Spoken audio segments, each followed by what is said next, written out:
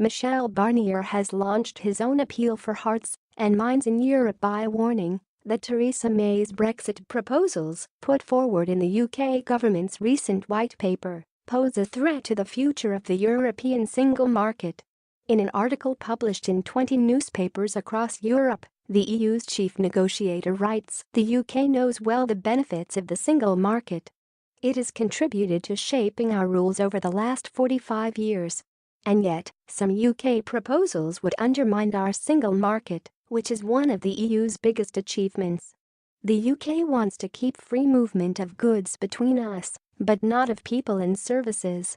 And it proposes to apply EU customs rules without being part of the EU's legal order. Thus, the UK wants to take back sovereignty and control of its own laws, which we respect, but it cannot ask the EU to lose control of its borders and laws." The article will be seen as a direct rebuff to attempts by the British cabinet to persuade individual EU leaders and European business leaders to back the UK vision. He writes of being hopeful of a deal being struck but suggests that the basic free trade agreement lifting tariffs on goods alongside a security deal is the best offer he can make. Barnier's line is a familiar one in Whitehall, but the publication of his article is incendiary given the push in recent days by May and her cabinet to try and forge a new approach to the negotiations with the EU 27 states.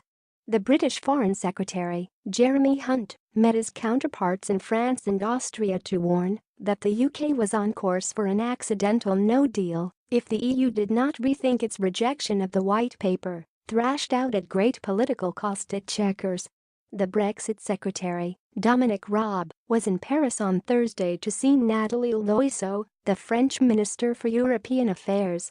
Raab tweeted, "I had a warm and constructive first meeting with French Europe Minister Nathalie Loiseau. We discussed the progress of negotiations with Michel Barnier, the proposals in our white paper, and our shared commitment to work closely together." Loiseau tweeted in response, "Support number Michel Barnier, need to agree without delay an orderly withdrawal that respects the commitments made. Wishes for a close and future balanced relationship between the EU and the United Kingdom." Many topics of discussion. On Friday, May is cutting short the first leg of her holiday to meet France's President, Emmanuel Macron, at Fort de Bragançon, his state residence on the Côte d'Azur. A spokesman for Macron said Friday's talks between the two leaders would not constitute a negotiation nor substitute for talks led by Barnier. The spokesman added that Macron had full trust in Barnier's position on the UK white paper.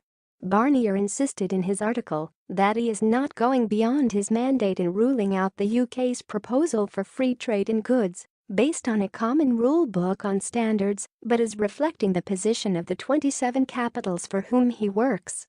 Barnier writes, "Let's be frank, as the UK has decided to leave the single market, it can no longer be as close economically to the rest of the EU. The UK wants to leave our common regulatory area, where people, goods, services and capital move freely across national borders. These are the economic foundations on which the EU was built.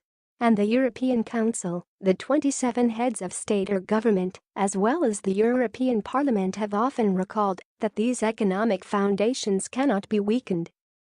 Sign up to our Brexit weekly briefing. Read more. Barnier's article does reaffirm a willingness to be flexible on the Northern Ireland border issue. The EU's suggested solution to the problem, a common regulatory area for goods and customs with the rest of the EU, has so far been rejected by the UK as an attempt to constitutionally and economically dislocate Northern Ireland from the UK. Describing the problem of avoiding a hard border on the island of Ireland as the biggest risk to a deal, Barnier reaffirmed he was ready to improve the EU's proposal.